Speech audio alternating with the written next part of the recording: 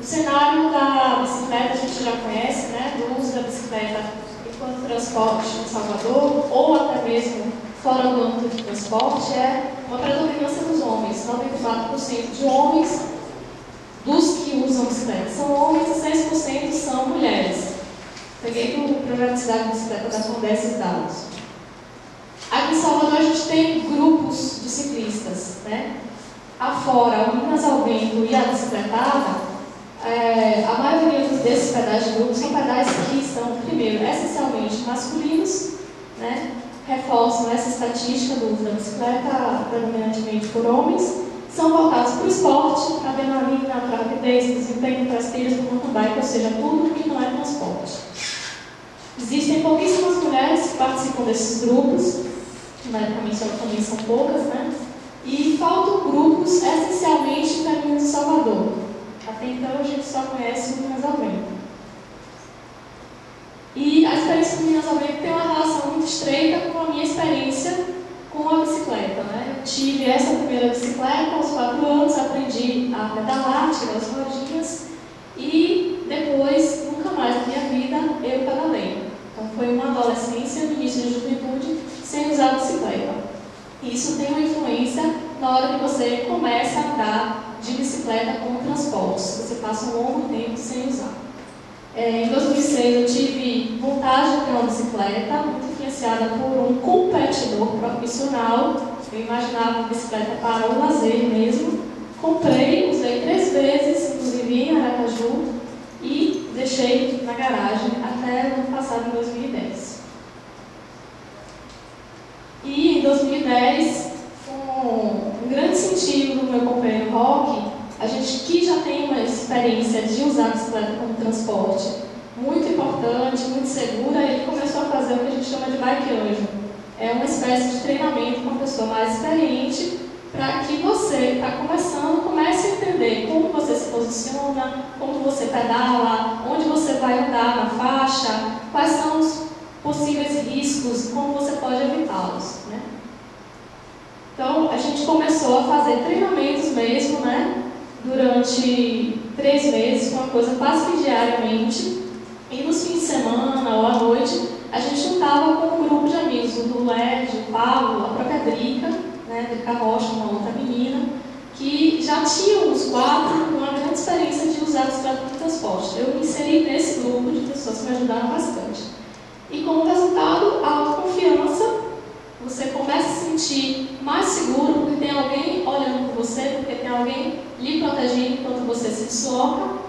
Você aprende a usar a bicicleta de fato, né? Imagina uma pessoa que aprendeu aos 4 anos, passa a vida inteira e aos 33 volta a usar a bike. Então há um reaprendizado nisso.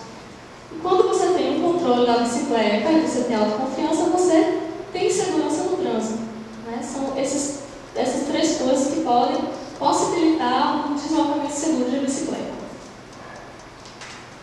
Então, no começo eu não pensei em usar a bicicleta inicialmente como transporte, como transporte para o trabalho, mas isso foi uma consequência, né? Era super divertido, consegui chegar ao cinema, consegui ir ao MAN para ver o Zona Mundi, consegui ir no show do André Bujanra no Pelourinho, consegui tomar um café no Café Lier, enfim, né? Desbravar locais da cidade em que inicialmente a gente pensa, mas tem ladeira, mas é sol, mas isso, mas aquilo, mas assim, existe uma possibilidade de adaptação, muito tranquila. Com o tempo eu fui querendo ir ao trabalho de bicicleta. Eu já tinha feito esse trajeto inicialmente para Taigara, no fim de semana, ou para algum outro motivo que não era trabalho, e falei, bom, dá para ir, é só treinar. E com esse ano de 2011, meu trabalho mudou. Eu fui para trabalhar no Monte Serra, na Cidade Baixa, que é uma outra experiência, é uma outra realidade de construções. A cidade lá é outra, é uma cidade que tem aspectos industriais e de um trânsito com muitos caminhões e com muito mais ônibus. E isso muda tudo, né? E então você tem que passar por uma outra adaptação. Mas, assim, tendo uma base de segurança no pedalar, é possível você andar pela cidade, é possível você se relacionar com ela. Eu queria só ressaltar uma coisa, Barra e Taigara são 11 quilômetros pelo caminho que eu faço, que não é o caminho pegando a Avenida CM. Eu pego todas as ruas internas do Itaigara. Cruza Minas Gerais, cruza Manuel Dias, cruza Amazonas e ando por ali, Rua Ceará, Rua Goiás, até chegar, né? Até chegar no meu trabalho, que é praticamente ao lado do Hotel Fiesta. Então eu gasto um pouquinho mais de deslocamento, 1 quilômetro a mais, mas assim eu chego com mais segurança, com mais tranquilidade, sem me expor tanto aos riscos da rua. E Barra Montserrat é uma distância menor em 1 quilômetro. Se Barra Itaigara é 11,6 quilômetros, Barra Montserrat é 10,9, que parece extremamente distante, mas não é. Então, fizemos cicloviagens, que é uma experiência que traz muito domínio do instrumento, assim como a gente aprende a usar o carro de uma forma segura, a gente também aprende a usar a bicicleta. Então, cicloviagens, grandes ou pequenas, elas são muito positivas, né? Para você realmente conseguir ter esse desempenho. Foram fundamentais, né? Melhorar meu controle, mas um pouquinho calmo. Isso interferiu positivamente na minha segurança para pedalar nas ruas e enfrentar o trânsito. Salinas das Margaridas, ali Eduardo, eu, as bikes, as fotos de roquinho. No meio do caminho, ainda para Salinas. Olha assim. Continua Salinas. Uma pausa, né? A gente merece, afinal de contas. Quase morri nessa viagem de cansaço, mas eu cheguei.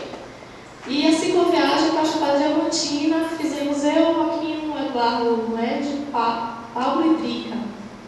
Foi uma viagem fantástica, onde a gente aventou todos os asfaltos, tínhamos um mapa e a gente viu que era possível ir de uma cidade para outra pelos caminhos de terra. Caminhos de terra, eu digo, são estradas por onde passam carros, mas assim, quase não tem carros e a gente poderia trafegar tranquilamente com a bicicleta. Ou seja, não era uma trilha onde você vai ter todo o desempenho. Você vai passar mesmo como se fosse um deslocamento. Essa estrada aí do Mucugê, ela é cheirosa, gente. Incrível isso. Cheira a eucalipto. No Mucugê, aí no projeto Sempre Vivo, a gente pegou a estrada de Mucugê, chegou no projeto para conhecer. Lá, tá vendo? O asfalto? Pois é, a gente veio lá. Xique-Xique de Gatu, para quem conhece, é uma descida enorme até chegar lá. Precisa falar mais, né?